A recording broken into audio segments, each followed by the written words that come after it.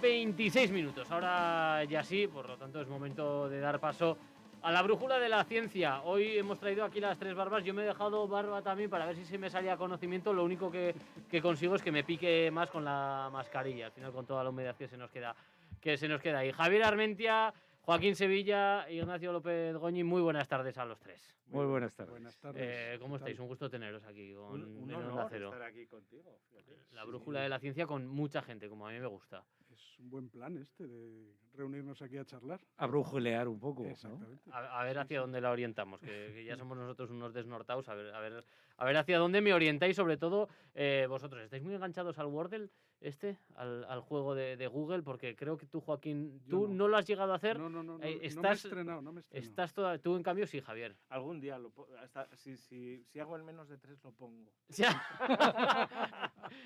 Por eso no lo pongo casi nunca. Pues, Postureo. hoy sí que lo has puesto, ¿no? Me parece. Claro, porque lo he hecho en 4, pero en la tercera tenía casi la palabra hecha, que era más bonita que la que habían puesto. Para que lo sepa el oyente, Wordle es un juego de Google, ¿no? Lingo, No sé exactamente. Sí, como el lingo que había ahí. Tiene una historia muy graciosa. Como el Mastermint, pero con letras en vez de con... Exacto, se trata de adivinar una palabra de 5 letras y te dice si has acertado la posición y la letra, solo la letra o nada, ¿no? Y a partir de ahí lo tienes que hacer en menos de 6. En inglés, es un programador que lo hizo. Además es muy sencillo porque es una página en la que no puedes interactuar, no hay usuarios, no hay publicidad. Es un modelo de negocio que va a fracasar seguro, porque es maravilloso, ¿no? Y luego lo que sí te deja es cuando acabas, puedes mandar anónimamente una colección, un dibujito con los cuadraditos de cómo ha sido tu secuencia. Y entonces lo pones para dar envidia. Sirve un poquito para picar, ¿no? A los demás. Claro, yo se lo paso a mi pareja por WhatsApp y le digo, toma, a ver si eres capaz. Sí, no sé cuánto durará, La pero otra cosa es uno de esos fenómenos es que solo virales, dejar, por ¿no? lo visto, porque mi una vez pareja al día, sí que está enganchadísima. Una vez al día, porque claro, esto genera un poco tal, pero si ese día la has cagado y no te ha salido, pues... Es que luego ponen una cuenta atrás de quedan no sé cuánto para el siguiente, Claro, pero porque yo nunca cada he tenido día te tanta da paciencia como para esperar. Claro. No, se trata, ya sabes que muchos juegos, su modelo de negocio es precisamente invitarte a que cuando acabas resuelves un problema te pongan otro, ¿no? Los sudokus y tal, y entonces lo que te tienes es todo el día haciendo sudokus y mientras tanto poniéndote publicidad.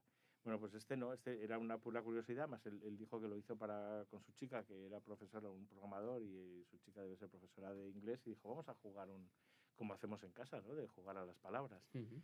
Y luego un colombiano lo tradujo al español.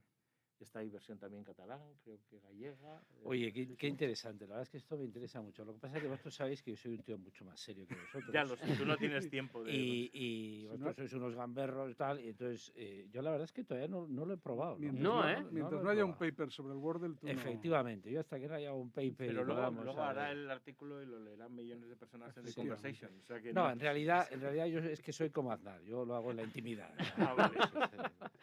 Oye, la verdad, tengo varios temas yo aquí de ciencia para hablar, abierto a cualquiera de vuestras propuestas. Digamos que estos 30 minutos y medio que tenemos por delante son vuestros. No me los quitan además de la nómina, así que estupendo. Eso es importante. Una vez asegurado ese problema... Yo, entre una de las cosas que tengo varias planetarias, que he visto además que tú también has puesto, Javier, pero eso ya comentaremos, porque estas cosas que te encantan a ti un asteroide va a acabar con la Tierra, que siempre hay 1, 2 o incluso 3 al año, o al mes incluso, sí. Pero yo tenía aquí comer carne sin matar animales, la industria alimentaria. Hoy además me ha tocado estar con el ministro. La verdad que ha estado Luis Planas. Ha estado Luis Planas hablando... La industria explora 3 formas de fabricarla. ¿Llegaremos algún día a comer carne? Hay una empresa navarra especialmente potente en este tema que se llama Cocus, que se dedican precisamente a eso. Igual Nacho es el que más sabe de la carne. O sea, yo soy muy primario, soy cultivo chuletón, celular. O sea, pero efectivamente se pueden hacer cultivos celulares sintéticos y lo que se están probando... Hombre, suena un poco así como de plástico, pero no, ¿sabes? En realidad es una especie de impresora 3D que lo que vas imprimiendo son células y además células de carne, y además puedes ir combinando con células de carne, ¿no? conjuntiva, de tejido conjuntivo, de grasa, de sangre. Entonces, al final te sale un producto que probablemente la textura y el sabor es muy parecido a la carne, pero yo insisto que todavía es un micromañón y bueno, no sé. Pero bueno, es probable que dentro de igual ahora lo vemos todavía con un poquito de recelo, pero yo no lo sé, igual dentro de 50 años esto está más... O sea, la idea es que una impresora haga una impresión 3D de un chuletón y te ahorras el resto del animal. O sea, pero es imposible que eso te sepa a uno de verdad. No, fíjate que la experiencia, el sabor se ha conseguido ya duplicar bastante bien. Fíjate que la experiencia, cuando tú comes algo, por un lado es el sabor y el olor, ¿no? Por otro lado la textura, la resistencia, ¿no?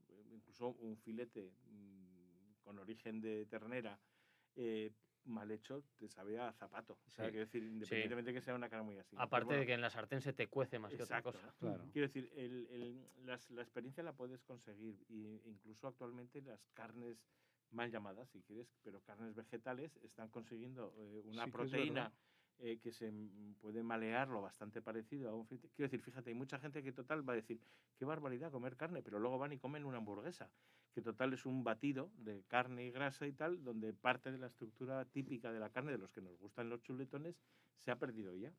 Y entonces lo que quedan principalmente son los sabores. Y eso se puede reproducir, incluso con saborizantes. Es decir, muchas de las carnes procesadas que se venden y tal, pues son pura mezcla para que te sepa bien. Pero... Sí, además yo creo que esto es cuestión de tiempo. O sea, si pensamos hace, yo qué sé, 50 años o 60, ¿qué comían nuestros abuelos?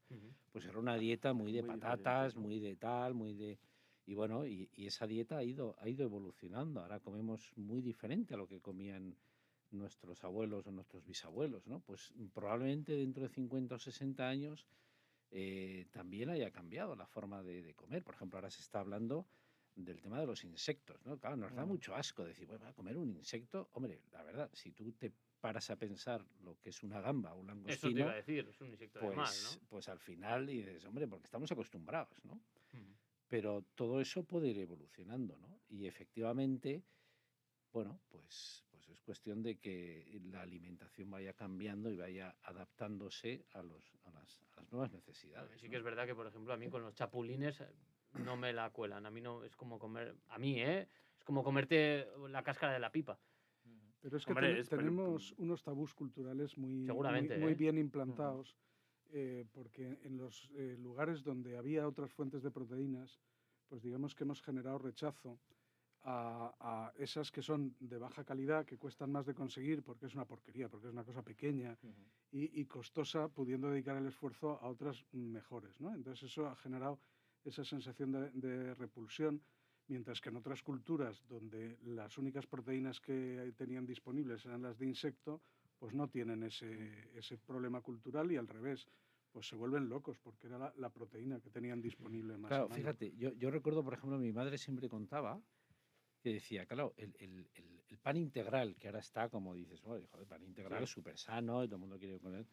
Y ella decía, a ver, el pan integral ese que comíamos después de la guerra era el pan malo, o sea, el que se hacía con la cáscara, y entonces el pan malo, como no había otra cosa, tomabas ese pan, que ahora le llamamos integral y es incluso más caro que el otro y es como más saludable, ¿no? Es decir, que yo creo que estas cosas van evolucionando. Con también, cosas de la alimentación, bueno, esto es incluso para otro programa, para hablar con nutricionistas, está los tipos de dietas que hay cuando te dicen que el ayuno intermitente, que te dicen retrocedemos a las cuevas, tal.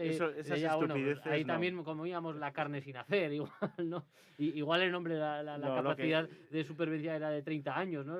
Vamos a ver, lo que está claro es que muy por encima de la necesidad de comer, es decir, de la ingesta necesaria para sobrevivir y tal, vivimos en una sociedad opulenta que nos gusta además comer otras cosas. Esa relación además de la industria que nos proporciona la comida y de la forma en que ellos tienen, perfectamente lícita posiblemente, de obtener el máximo beneficio con el mínimo gasto, ¿no?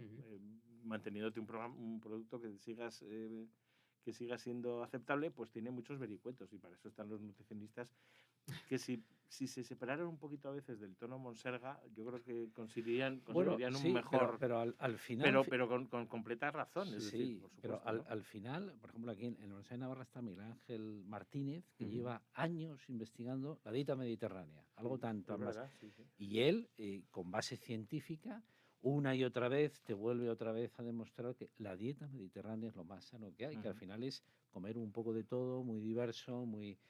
Y volvemos, ser equilibrado, ¿no? Ser equilibrado, sí, o sea, que al final no hay que inventarse nada, ¿no? No, y muchas de las cosas que ahora, lo comentabais antes con los insectos y tal, muchas de estas cosas se han introducido sin ningún rasgarse de vestiduras. Es decir, por ejemplo, asumimos, entre otras cosas porque el producto original tiene un precio absurdo, las angulas, que todos comemos un sucedáneo de angula, que es una proteína de pescado, el surimi, que sí, que tiene una tradición gastronómica antigua en el este, sobre todo en Japón, ¿no? De eviscerar y separar la carne del pescado y hacer una masa proteica que luego le vas dando forma y hace forma de todo. No es mala, es decir, no la calificamos como un producto de mala calidad, a pesar de que es perfectamente artificial. Un ultraprocesado. Un ultraprocesado, exactamente. ¿no? Es que esa es otra, sí, pero los ultraprocesados. De todas maneras, a mí lo que me parece interesante de este tema de la nutrición, visto desde lejos, ¿no? Desde no ser nutricionista, es que sea una profesión que ahora es necesaria. Y no lo ha sido durante los millones de años de evolución que llevamos. Porque toda la humanidad, a lo largo de toda su historia, menos unos pocos, ¿no? Menos Carlos V en su momento, Cleopatra, o sea, menos el jefe el máximo, todos los demás pasaban hambre. Más o menos, más extrema o menos extrema, pero toda la humanidad a lo largo de toda su historia estaba en el límite del hambre, por decir así. Y del frío. Entonces, ¿qué vas a comer? Lo que haya. Sí, o sea, lo que haya. Entonces, ¿qué dieta ni qué historia? Lo que haya. Lo que haya en este entorno, seamos capaces de producir y de comer y ya está. Y solamente esta última o estas dos últimas generaciones, pues nos encontramos en una situación contraria, que es una hiperabundancia, ¿no? Ir a un supermercado y tener de todo en cantidades extraordinarias y a precios, ¿no? De coste de trabajo por conseguir ridículos. Y precisamente lo más barato es lo más calórico, que por eso también hay esta cuestión de que las clases más bajas son las que peor alimentación acaban teniendo por estas razones. Entonces, pues bueno, nos hemos puesto en una situación que es, en términos evolutivos, histórica. O sea, es la primera vez. Y claro, ahora hace falta sobrealimentados. Claro, y hay que ser conscientes. O sea, por primera vez en millones de años en miles de años de evolución, hay que ser consciente y preocuparse. En vez de comerlo todo lo que tienes a mano, hay que pensar. En lo que Carlos V, buena cerveza. No, pero fíjate, por eso cuando es que la gente ahora dice, se pone de moda... Marisco, era el único que comía marisco.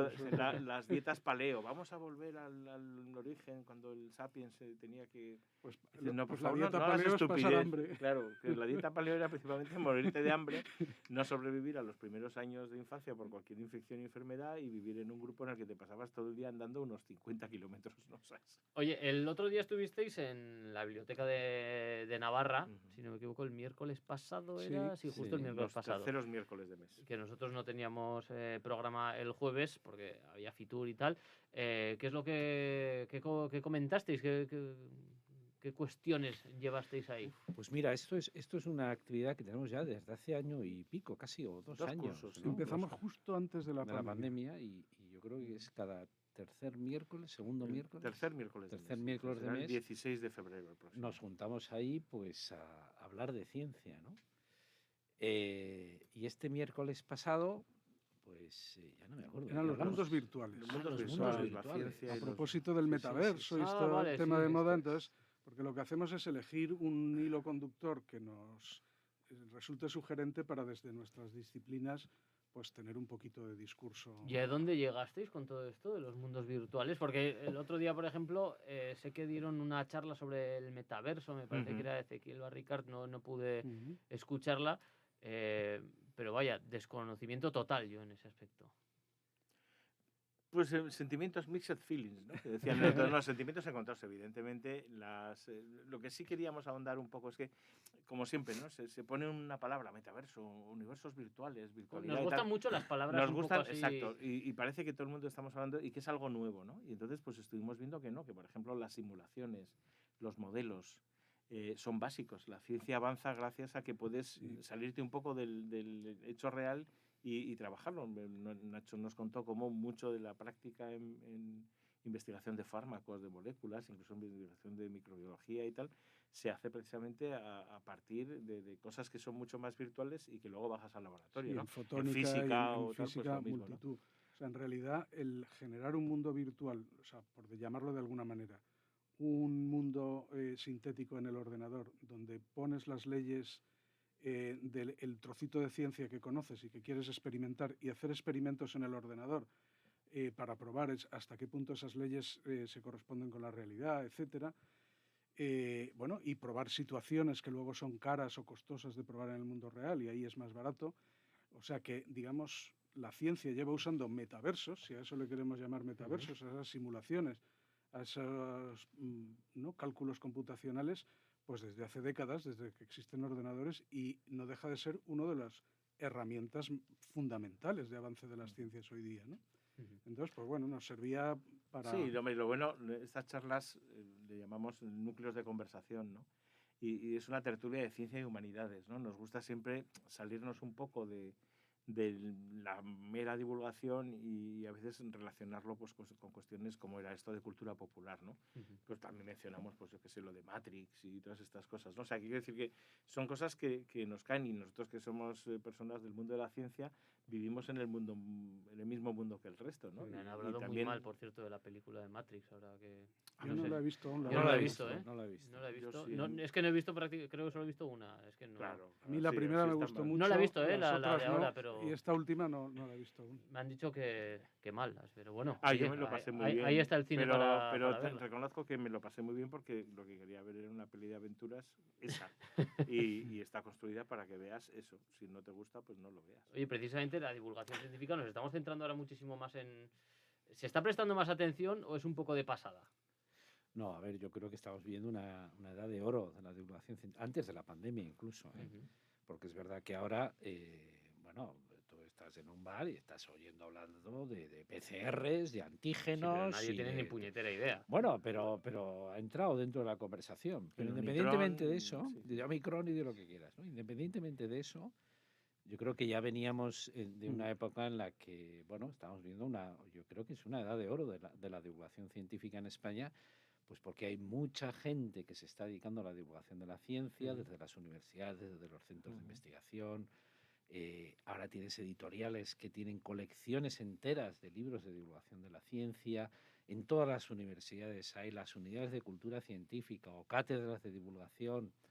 Es decir, incluso se han hecho, y aquí lo hemos traído a Pamplona a veces, espectáculos tipo Naucas, ¿no? En el que juntas, bueno, pues la ciencia, el humor, el espectáculo. Entonces, todo esto yo creo que hace que... Yo recuerdo, por ejemplo, cuando yo estudiaba, había el libro que te contaba algo de historia en plan divulgativa de la microbiología, ¿no? Que se llamaba Cazadores de microbios, un libro que se había escrito en 1926 y que todavía se seguía editando. Y era prácticamente el único libro que había, ¿no? Pero ahora tú te vas a cualquier biblioteca y buscas libros, hay cantidad de libros que te cuentan historias fascinantes sobre la ciencia, ¿no? Pero a la hora de informar, igual sí que nos ha pillado un poco...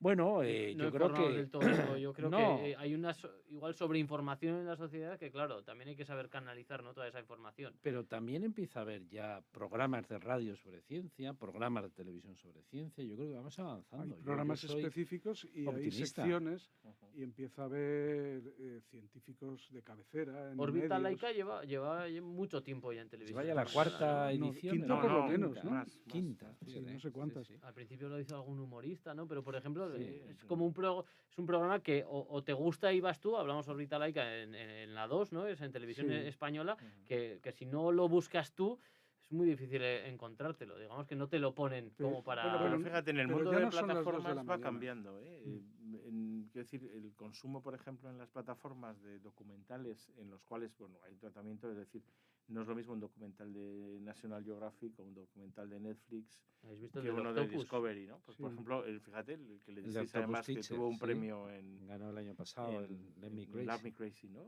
Fíjate, eso es lo que me enseñó el Pulpo, que es un documental realmente ficcionado y de divulgación científica, muy emotivo y tal. Yo creo que es un buen ejemplo de cómo eso puede llegar al gran público y ha sido una película de éxito, o sea, y premiada en festivales de cine. Programas de televisión hay muchos más, o sea, porque decimos órbita laica, yo por lo menos siempre lo tengo en la cabeza porque son amigos, ¿no? Varios de los que hay ahí, pero está El cazador de cerebros, también hijo de alguna manera de Punset en segunda derivada, o nieto de Punset, el programa este, This is Philosophy, El condensador de flujo, porque parece que pensamos en ciencias, en las ciencias naturales, pero bueno, también que haya divulgación de filosofía, de historia. No, totalmente. O sea, que no es solamente un programa y en un horario raro. O sea, empieza a ver, digamos, en la parrilla.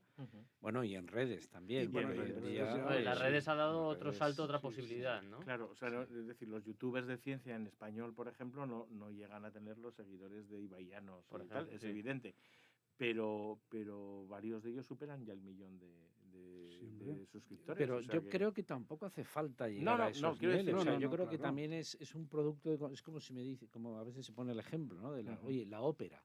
Bueno, pues tú traes aquí a alguien de ópera y llenas probablemente Baluarte, de acuerdo, pero no llenas el Sadar. No llenas el Sadar. Claro, 15.000 personas cada domingo. Entonces, esto es un poquito lo mismo, ¿no? Es decir, y yo creo que ya está entrando bastante en la sociedad, es decir, oye, la ciencia también es cultura.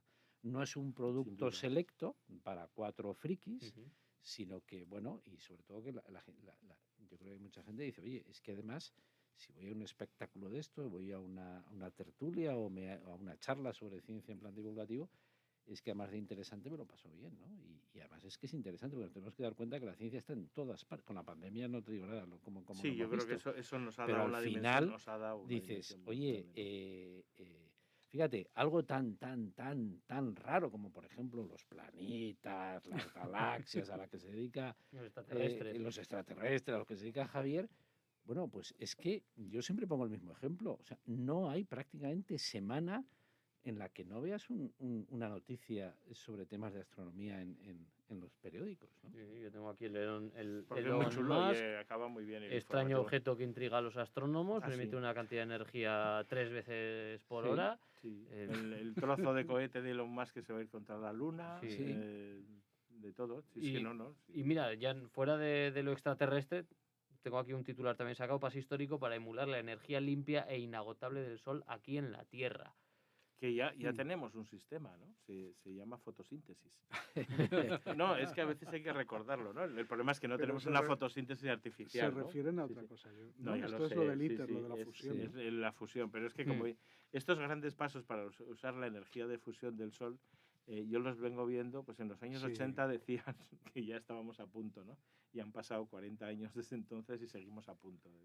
Sí, un tuit de Pampa García Molina sobre esto decía: dicen en broma que la fusión es el futuro y siempre lo será. Siempre lo será. Además, a todo esto, últimamente hablando mucho de energía, se habla precisamente de la energía nuclear. Que si es verde o no es verde. Si es verde o no es verde. ¿Y ahora en qué estamos?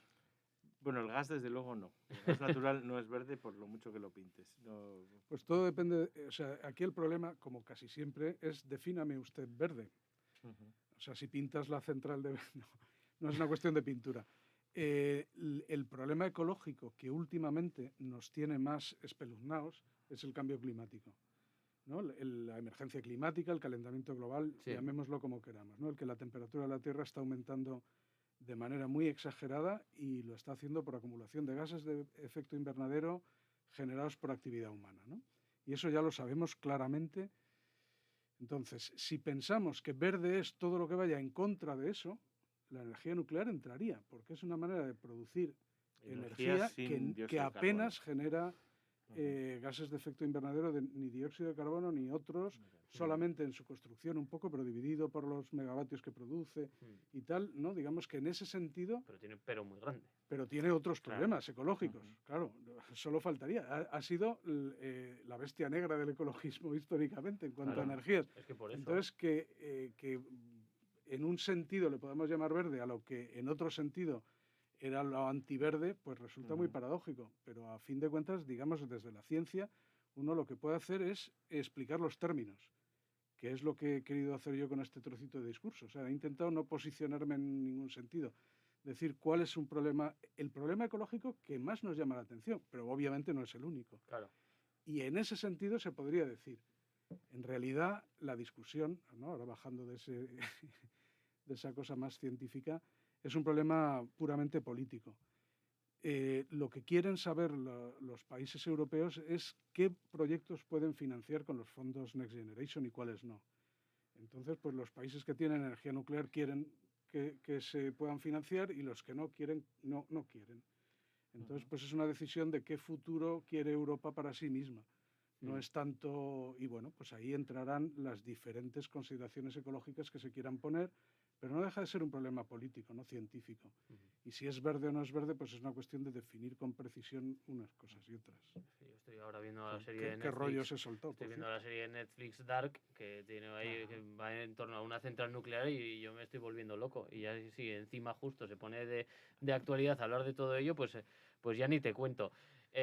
No vamos a hablar hoy, lo he prometido, de coronavirus, porque ya estamos hartos del tema y de llamarle a Ignacio López Goñi semana tras semana. Otra cosa es que luego desde informativo me digan, ¿pero cómo no preguntaste? Bueno, pues no, son y 52, pero sí que he visto aquí descubiertas 132.000 nuevas especies de virus tras revisarse millones de muestras biológicas. Igual nos llevamos las manos a la cabeza o igual dices, si es que es lo más normal. Bueno, a pocos me parecen, efectivamente. Sí, ¿no? Hombre, vamos. Es que venimos diciendo desde hace mucho tiempo que conocemos la punta del iceberg de lo que hay en la naturaleza, no solo de virus, sino también de bacterias, ¿no?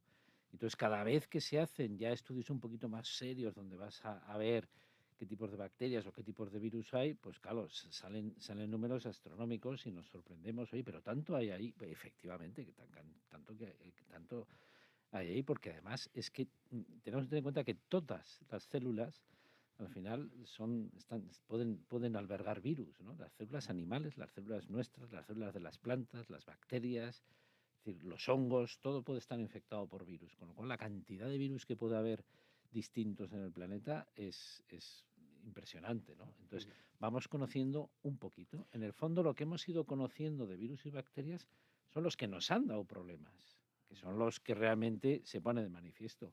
Pero cuando escarbas con las nuevas tecnologías, bueno, pues realmente yo a veces discuto con mis compañeros de los biólogos de la universidad cuando hablan de biodiversidad, les digo, ¿pero qué me estás contando de biodiversidad de plantas y de animales? Y los virus y las bacterias es muchísimo más.